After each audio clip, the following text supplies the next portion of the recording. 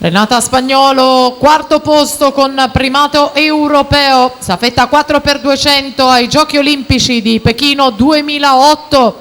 Per lei che ha partecipato a 4 edizioni dei campionati del mondo: Montreal 2005, Melbourne 2007, Roma 2009, Shanghai 2011. Stata campionessa italiana e primatista italiana dei 100 stile libero in vasca corta. Spagnolo, che aveva lasciato l'attività, è tornata alle competizioni. L'azzurra targata Fiamme Azzurre, 29-32 per lei di passaggio davanti a Tiasa Fosel.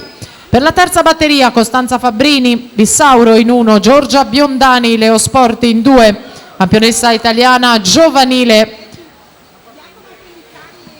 della velocità dello stile libero e della farfalla. In corsia 3 Ludovica Rossi, in 8 Linuoto, in 4 Aglaia Pezzato, Team Veneto, Geli Carmellini in 5, in 6 Giulia Petri, in 7 Anna Chiara Zanetti, Rebecca Valentini in 8, mentre la Spagnolo si prende la vittoria di batteria 1-0-3 e 25.